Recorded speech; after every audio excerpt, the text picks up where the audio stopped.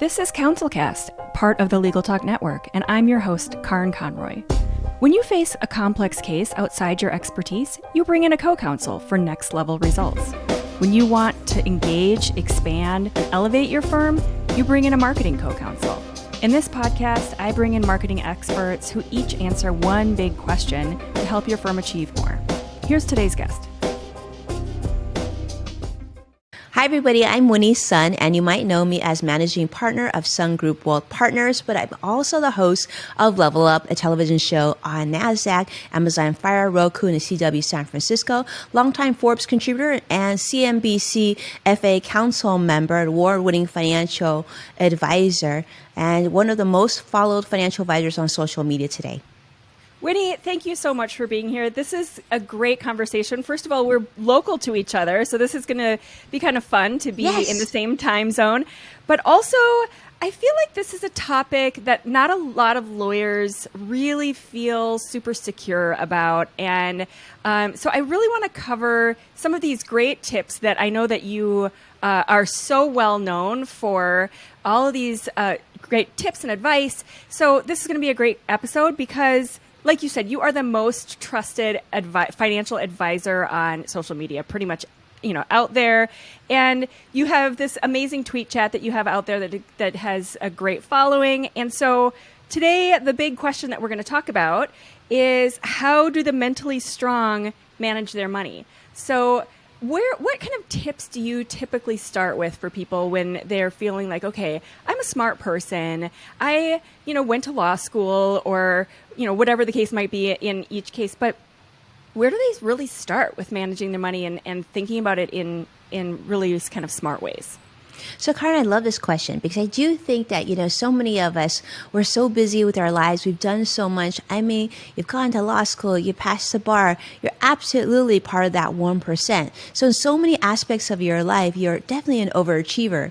So the concept of money sometimes just doesn't come completely natural to us, right? You might know how to build a great practice and make a lot of money and buy that, shiny new toy or maybe car in the garage. But sometimes at some point you're like, wow, I want to have more to show for it. And you probably do, but maybe it's just those little nuggets where you're thinking, maybe my money can work a little bit harder, maybe as hard as I do. And you just want that second opinion. And the good news is it's perfectly normal. And I would say that, now being a financial advisor for, goodness, over 2 decades, I've learned that, everybody feels very similarly that they're not doing enough. And that's totally normal. And in most cases, what I find is they've done actually much of the heavy lifting. It's just a little tweaks, a little bit of advice. And that's where I think, that's where the mentally strong really thrive, because the skills that you already have in your own business actually relate really well to managing your own money. But of course, you're spending time doing what you do best, which gives me time and my team to work on what we do best. And so coming together as professionals, that's when magic happens. Yeah. Oh, that's so great. There's so many little nuggets in there. So the first one that stood out, there's a couple that I wanted to follow up on. First of all, you talked about everyone has this feeling of not doing enough. So how do you start to define, and obviously the answer is going to be different for everyone, but how do you start to define what enough is for each person? So, Karin, I think that's a really great question. And I think it comes of like spending the time to sit down, and whether it be virtually or in person, but having that discussion of what's most important about money to you, right? For everybody, that answer is a little bit different. Some people, it means that, it's going to give them freedom to maybe retire early. It could mean providing for their family and their loved ones. It could be that, they're reaching another level professionally that they've always wanted to do. So it's really starting with a blank sheet of paper, having these honest discussions and a little bit of peace, giving yourself that time. I always say it's kind of like giving yourself about 8 minutes of time. And 8 minutes sounds like a lot of time for some people, and it might sound like not that much time for others. But 8 minutes is a good time to really put down 3 sort of money goals for yourself. And what that is what's most important about money, like what goal you absolutely do want to meet. So it could be, I really want to retire early. That's just, I'm so burnt out, and that's good. And then building through that process, and not just doing it yourself, but also if you have a partner, if you have a spouse, having that person do it as well. And I know, Karen, you and I have kids, and same thing, encouraging them to do it, because, I will tell you, the household that plans together is a household that not only is strong today, but into the future, it will completely change the way you and your household think about money, and you will be so tremendously stronger when you're needing to make those important financial pivots. Yeah, I liked your mention of kind of the kids and thinking about what that means for them. And I feel like in my own kind of childhood and growing up, there weren't a lot of great conversations about finances. It was sort of a private topic until I got into college and maybe after college.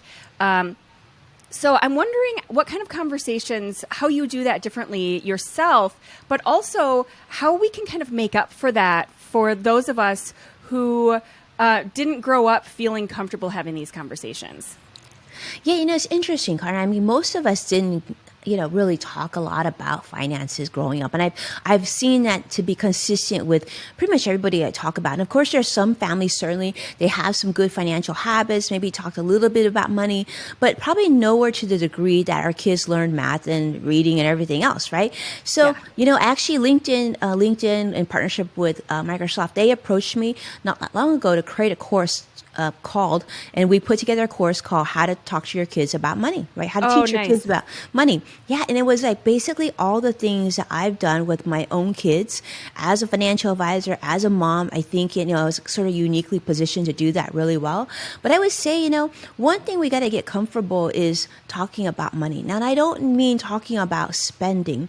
Spending is a big part of it, but also just talking about money and talking about, like, I think going through what we've gone through the last few years has been actually tremendously beneficial if you've had these conversations with everybody in your household, with your partner, your kids, and just saying, wow, this is crazy. Inflation is at this level, and maybe we should think about doing this instead and save for that. But really getting to a point where money isn't taboo is the key thing. So just practicing is no different than teaching your kids how to eat broccoli, right? The more you can talk about money, the better. And it's like, I always say, I tell my my clients who are doing this for the first time, I say, what I would just do is pick a month and like literally try to, put a reminder in your phone that pops up that says, talk a little something about money, and like literally do it for 30 seconds to a minute. It doesn't even have to be that big. It could be like, do you know what? I remember my dad never let me, have this. It could be really simple. And then just be quiet and see where it takes you. But I say the 1 month thing because, as we know, most habits are built over 21 times. So we know for sure there's going to be in that month, we're going to miss a couple days. And so overall, this will be okay. Yeah. That's a good one. And I feel like there's a lot of stigma around people who either grew up not talking about money, or didn't grow up with a lot of wealth, or they just have a lot of really big feelings around their finances. And so for a lot of people, that can really lead to some bad habits. Mm-hmm. And so kind of going back to the question about how the mentally strong manage their money, what are some tips that you would have in terms of like a business person who has a law firm, and how they should be, how, first of all, they can kind of get past some of those emotions, and then maybe some tips about how they can keep track of things or big picture numbers they should be paying attention to? Well, Karen, this is like the $1 million question. It's such a brilliant question, and I love that we talk about this. The first thing I want to say is this to everybody that's listening, is that you got to get comfortable with the idea that money doesn't define you, and it can never define you. And if it does, then it's going to eat you up, and you're never going to feel whole. And the thing is, like, money is just literally, you got to think of it as a tool. It'll get you from point A to point B. It certainly, solves a lot of problems, no doubt. But the really, really big problems in life, believe it or not, money cannot solve, right? Health issues. Those are big, big things. But just remember that, on days that you have less money or you make more money, does it really matter? It probably doesn't at that time, right? Yeah. But what you got to remember is you got to make sure that you can take care of the big things. You can take care of shelter, you can take care of food, and medication, right? Those are sort of those emergency needs. But everything else is sort of gravy. And then you got to get to a point where you got to realize that the ins and outs changes in your portfolio or your savings account, that's just normal. So, you can't let, when the numbers go down a little bit, you can't get down. That's not healthy. And when it goes up, it's good, but you can't put too much emphasis on that. And you certainly don't want to put too much emphasis on that with your kids, because that's not healthy. Instead, you want to build on patterns, meaning that you want to get to a point where you consistently add to your retirement account. You consistently add to your kids' education account. You consistently look and you put emphasis on activity and productivity versus the number. Like I tell my clients the same thing. It's good. You get statements. You can look at your portfolio daily. You can certainly have statements at least, quarterly or monthly, depending on what cycle you're at. But is it important to look at it? Probably not. Once a year for sure, maybe twice a year. But those who do best financially, believe it or not, are those who just focus on what they do best in life. So in your case, right, it could be practicing law and building this great practice. That is what you do best.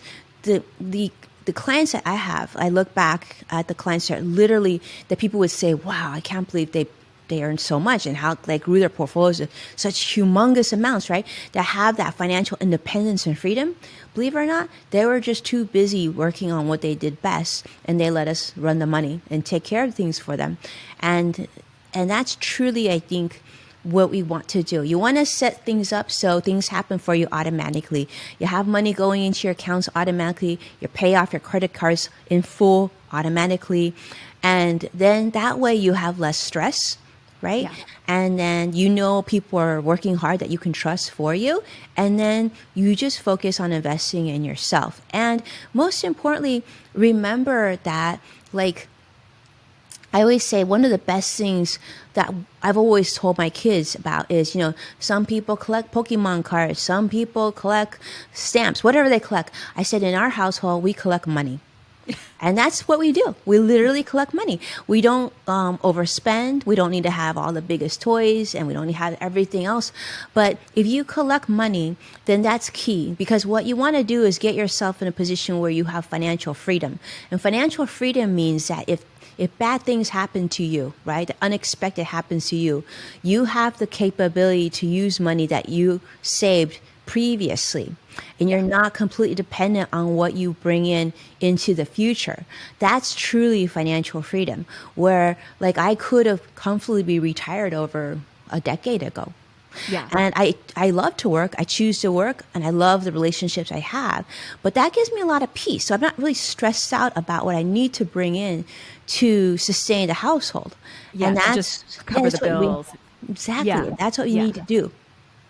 Yeah, that is so comforting, knowing that you need to find those experts, trust those experts. And this is the same thing I feel like that we keep learning about in any of these topics. The clients that we work with, the ones who have the best success with their marketing campaigns are the ones who trust us, and the ones who are busy, like exactly the same way you described it, busy being great lawyers and not trying to be a great lawyer on top of figuring out the marketing and getting too entrenched in the details of every single word on their marketing campaigns, and they trust us, and then we run with it.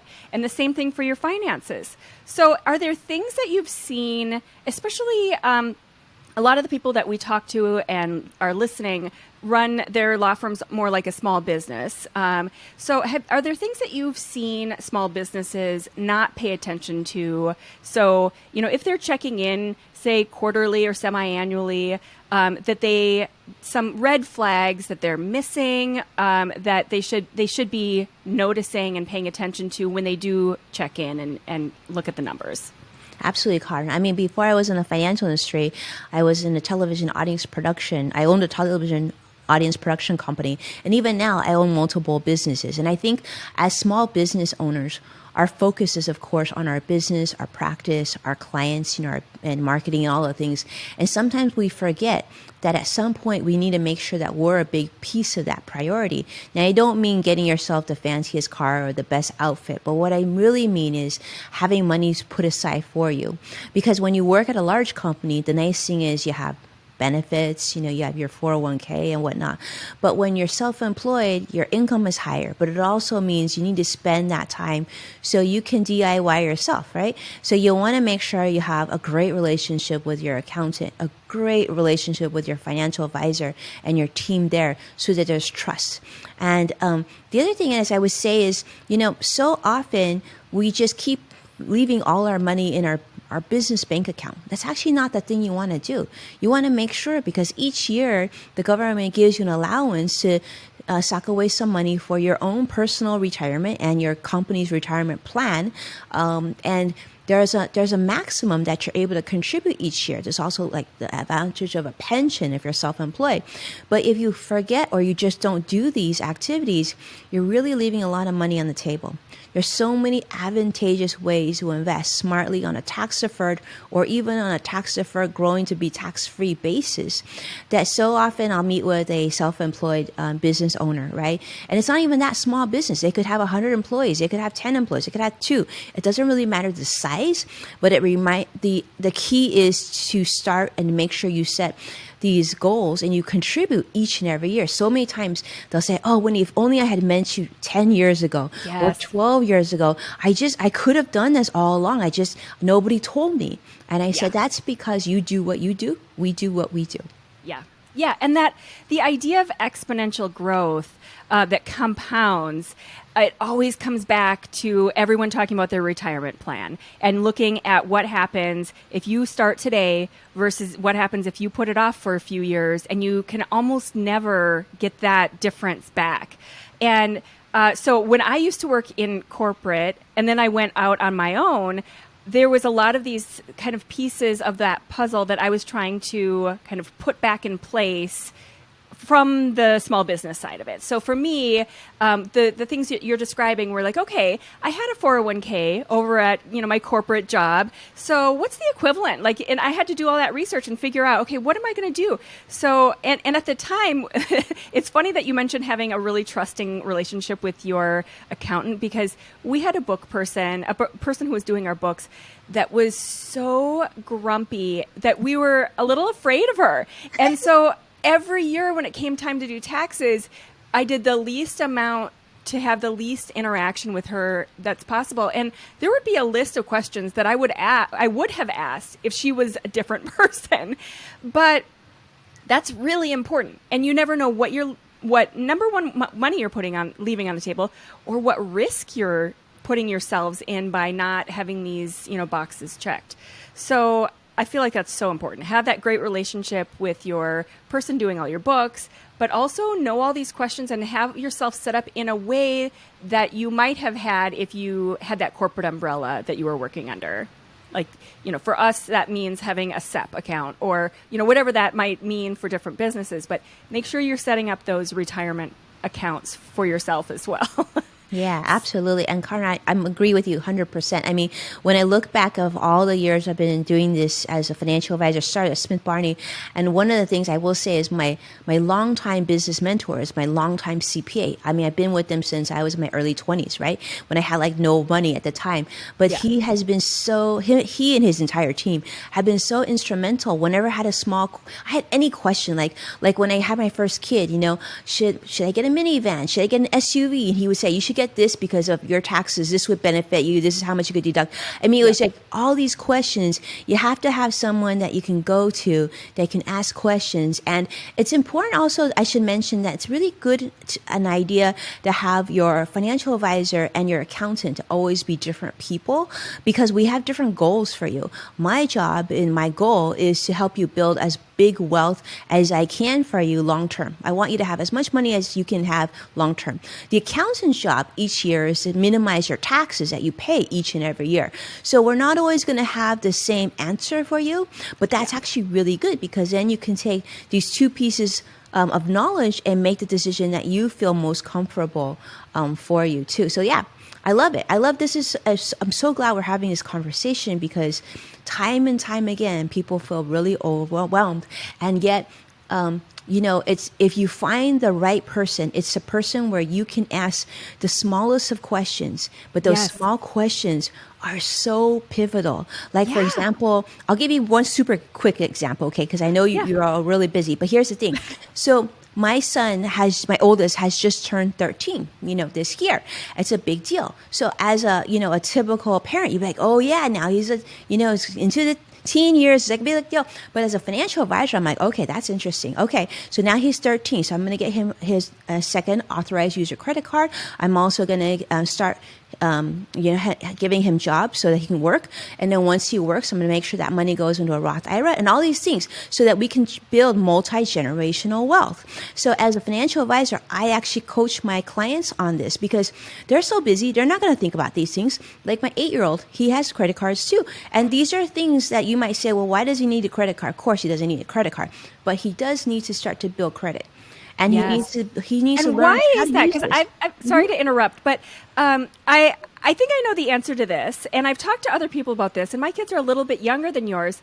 But just to clarify it and just throw the doors wide open, why should an 8-year-old or a 13-year-old start to build their credit now? And I think the other kind of note here is I'm guessing they don't actually hold those credit cards or actually go out and use them in any way. I'm guessing they're in your wallet. Is that right? Actually, okay, so you're going to love this. So couple of things. Yes. So if you put them as an authorized user on your accounts, right, and you pay them in full every month, then it does help benefit them in terms of credit. The second thing I love is it gives me a chance to talk to them about their credit cards and how to use it and how not to use it and how to keep them safe.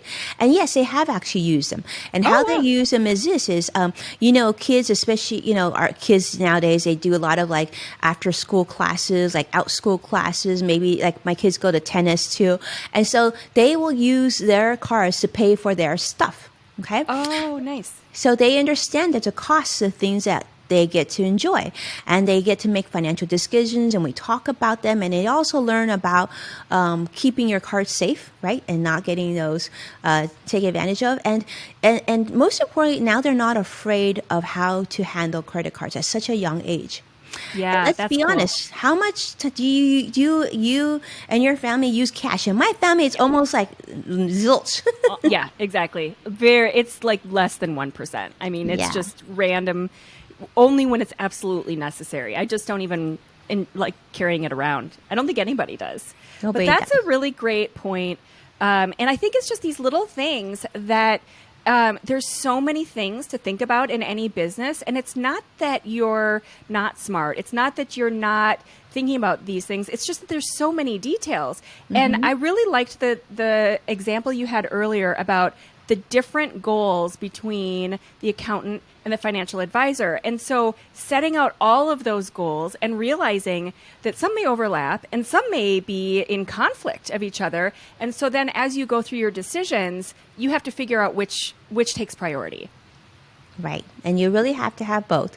And the key thing is to have people that know you and want to spend time to get to know you as a human being, not just as a statement or a number. And that's key because, they always say like, cost is only an issue, right? If you lack value. And unfortunately, you're gonna sense that really quickly. A good advisor doesn't cost more, and a good accountant certainly doesn't cost more.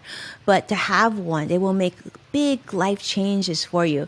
Like earlier, you talked about, well, I've got a SEP. Well, is that really the best for you? Is there other things that you can layer on top of that, right? And knowing all this information, like right now, there's so much happening in government right now, changing retirement planning laws and required minimum distribution laws, and the Build Back law was trying to get rid of the backdoor Roth IRA. These are all things that, as someone who has high income, really, you need to know about these opportunities, and you need to know about these options. They may or may not be appropriate for you, but you need to have someone who knows all these little nuances. Because so often people will come to me and say, well, what kind of return would I get if we moved to you? Because I really think we need a financial advisor. I said, well, obviously returns are very important, and we obviously have a great reputation. So I'm pretty proud of the work that we do.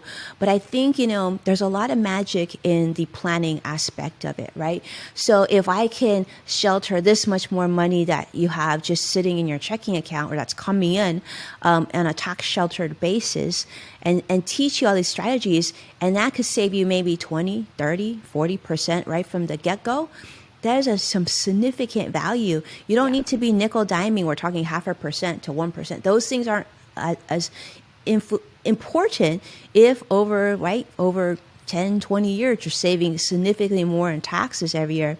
These are really big things. And that can mean the difference between retire early and comfortable or like literally never be able to retire. Oh, gosh. That's major. I mean, that is really impacting a person's life, livelihood, happiness, every part of a person's kind of existence at that point. Oh my gosh, so many good things. Okay, so I'm going to transition to the book review. There's no kind of smooth transition over here because there's so many good things. I know we could go on and on, but I don't want it to be, a 3-hour episode, and I know you've got so much good content. So, Winnie, what's a great book that you have for our audience to recommend that you've really enjoyed? Sure. Thank you so much. Well, let me just tell you, I'm going to preface this entire past weekend. Like literally all my friends and different people that I know have been calling me because they're all doing travel planning. My big hobby is actually, believe it or not, points and miles. I'm like the queen of traveling for free. But so I love it. That gives you some segue into my book. So my book that I want to recommend is The $1 Trillion Coach. And I love this book. It's by Bill Campbell. Okay. And Bill Campbell is this famous legendary coach that coached people such as Eric Schmidt, like the founders of Google, and Mark Zuckerberg and Sheryl Sandberg, and the founders of Facebook, and all these legendary companies, Intuit, right now. And so he was actually their personal coach. And this is actually, they dedicated and wrote this because while he was alive, he didn't want to write a book about himself. But all these huge leaders that were coached personally by him, well, they actually got together when he passed away and wrote chapters of what they learned from him. And it's in this book. And I just feel like it's massive. And so part of what I do is I really want my kids to learn, obviously, about, these lessons of business and mindset of putting things into perspective. That is not all about money, but it's about being really confident in those financial decisions, but also, having that work-life balance, which is why I sort of talk about travel, because I do much to talk about travel as I do about these types of concepts with my kids. Yeah. Oh, that's so great. We could have a whole other episode about travel as well, because I am a big travel aficionado as well. But I have come across that book, and it's on my list, and I know I've seen the reviews, and I know that there's some good tips. I mean, how could there not be? He's basically this coach to all of these he's sort of behind the scenes in all these major Silicon Valley companies and kind of pushing them to those next levels that they might not have reached otherwise. So there's going to be some great insight there. We'll definitely link to that in the library and also in the show notes of the show. So, Winnie, what's one big takeaway that you'd like people to get from the episode? I think one big takeaway is just that, that you can do it. You have to make that first decision. And whatever you do when you hear this episode, don't just move on with your day. Take literally 5 minutes or 10 minutes and write down and decide that you're going to do this. You're going to find, if you have a financial advisor, great, have that conversation. If you don't, sit down, make sure you take the time to find one and spend the time because you deserve it. What I don't want you to do is hear this great episode and learn some of these things. And there's a great idea. I should have me do that. And then fast forward 5 years and you still didn't do it. And yes. I think that is something that you owe yourself. You owe yourself a better life, and you owe yourself less financial stress. And most importantly, I always say is once you do this, when it comes to money, it'll be calm, it'll be zen, and it'll be great.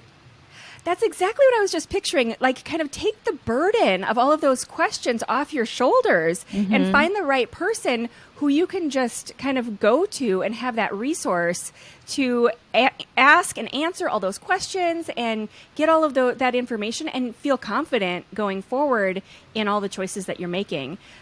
So, Winnie, thank you so much for being here. This was so good and such a great conversation and really important. I feel like there was some kind of big picture, kind of sort of easy ideas, but that are really, really important that some people are really missing and need to make sure that they're focusing in on and covering all their bases. So thanks again for being here. I really appreciate it. Thank you so much, Karen, for having me. It's been a complete treat, and I love meeting you. Thank you for listening to this episode of the CouncilCast podcast. Be sure to visit our website at council-cast.com for the resources mentioned on the episode and to give us your feedback. If you enjoyed this episode, I would appreciate if you could rate and review the podcast on Apple and subscribe to your favorite podcast platform. See you on the next one.